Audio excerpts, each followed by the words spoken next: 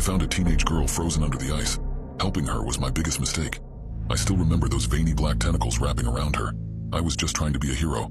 I never thought that it would have led to a literal living nightmare. No one will believe me when I tell them what I saw, but I know for certain that what I saw was real. Believe it or not, I've saved a drowning man, pulled a girl from a burning building, and I even saved a dog from being swept away by a nasty flood.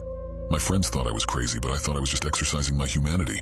That, and I was kind of an adrenaline junkie. It was my guilty pleasure.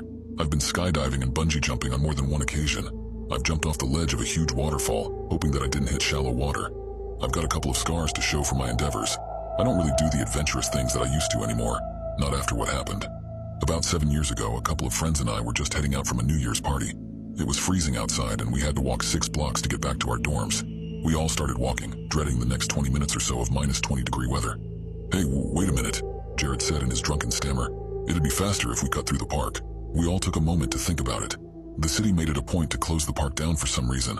Something about there being too many hazards like falling trees or people drowning in the pond. Michelle cringed at the thought of walking through a knockoff cemetery.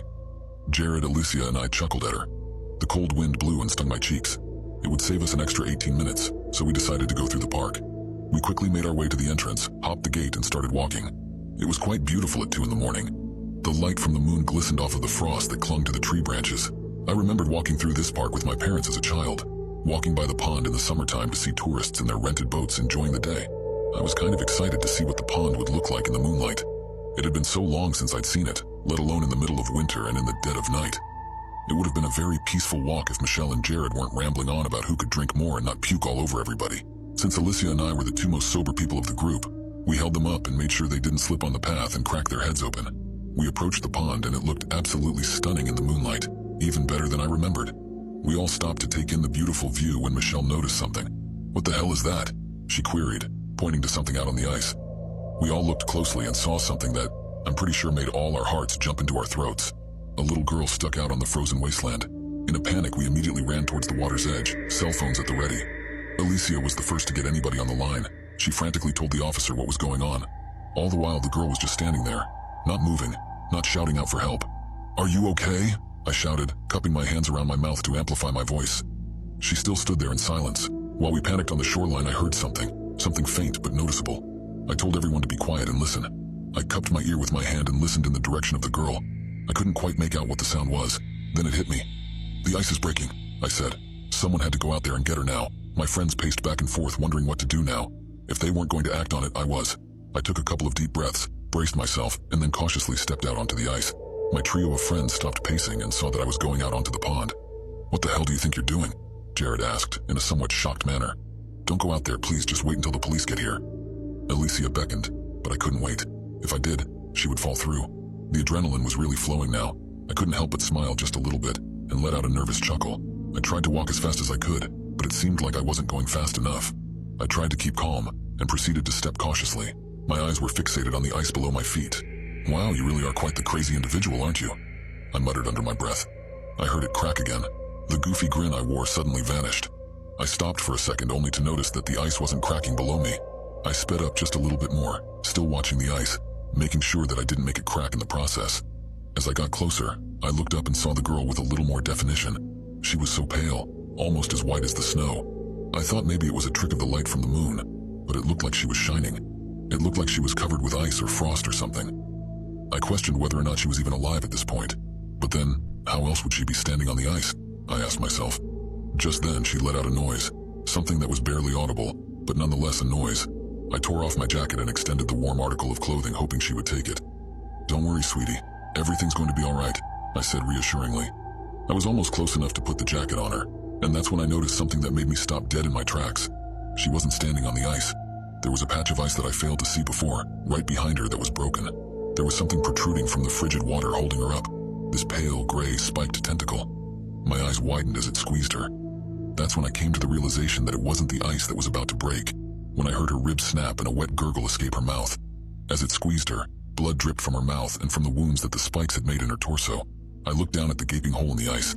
To this day, I still don't know what the hell I saw.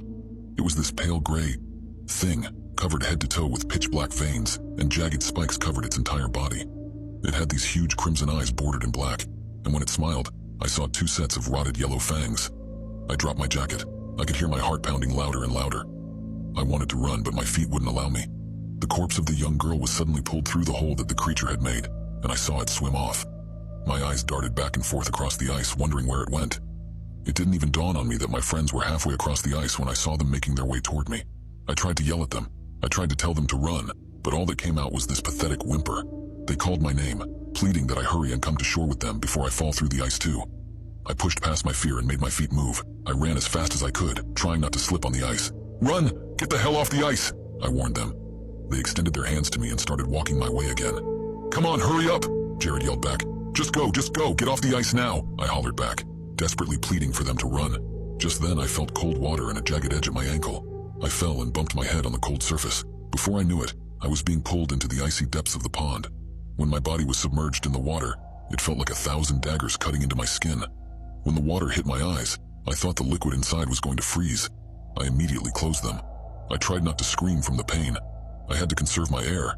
But then I felt a tentacle cut into my ankle, and another tentacle reach around my shoulder and squeeze. It kept pulling and pulling. It dislocated my shoulder. I couldn't hold it in anymore. I screamed, letting out almost all of my air. I thrashed, trying to break free. That only caused its spikes to cut deeper, allowing the frigid water to freeze my bloodstream even faster. I felt the warm tears behind my eyelids and the burning in my lungs. I tried to scream one last time, but it started choking me with its tentacle. The spikes tore into my throat and I opened my eyes again. Then I saw it. Those crimson eyes looked even more menacing now that it was up close. It wore a sinister smile as it licked my face. I started to feel lightheaded. This was the end. I was ready to give up just there and let the creature take me, but I decided that I'm not going to die like this. I pushed past the pain in my shoulder, raised my hands to its mouth and started widening its jaw. It squirmed, trying to shake me. I felt the tentacles loosen, and its teeth cut into my hands. I looked up and saw 3 hands submerged into the water. I was so exhausted by that point, but I had to keep fighting. I kicked, I squirmed, and I did what I had to in order to free myself. I used more force on its jaw and I felt it crack. It let out this god-awful screech, let me go, and swam off into the cold darkness below. I could feel the water start to enter my lungs. I tried to swim to the surface, but I was just so tired. I was barely able to extend my hand toward my friends. The last thing I remember seeing was the light of the moon before everything went dark. I awoke the next morning to the beeping of a heart monitor. I was in the hospital. I was covered with these super thick, warm blankets.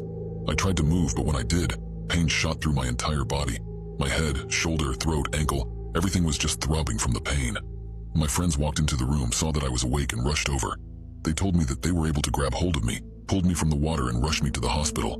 They then bombarded me with questions pertaining to what pulled me into the water. "Trust me," I said very weakly. "You don't want to know." "Well, are you going to tell the cops what happened?" Michelle asked. I decided to just tell the police that I was drunk, and felt like doing something adventurous. Realistically, there was no way they were going to believe me if I told them some water monster lured me out there and tried to murder me. I mean, if I was in their position, I wouldn't believe me either. Needless to say, I don't partake in any more heroic acts. I also haven't been anywhere near water since. I've obtained a phobia of it, as you can well imagine. After college, my friends and I went our separate ways, did our own things. I have a family now, and so does Alicia. We get together sometimes for play dates and reminisce about old times. Some parts are left out. It doesn't really matter, though. I still have nightmares about that night. That thing under the ice, its crimson eyes. I always tell myself that it happened a long time ago, and I try to put it behind me. It usually helps, up until 2 weeks ago. Alicia had taken her boys, my son and my daughter, ice skating. She took them to her late father's house by the lake. It was just them there. When she brought them home, my son said something that sent a chill up my spine. He said that he saw a very pale girl standing on the ice, and by her feet was a pale gray bump with 2 red dots.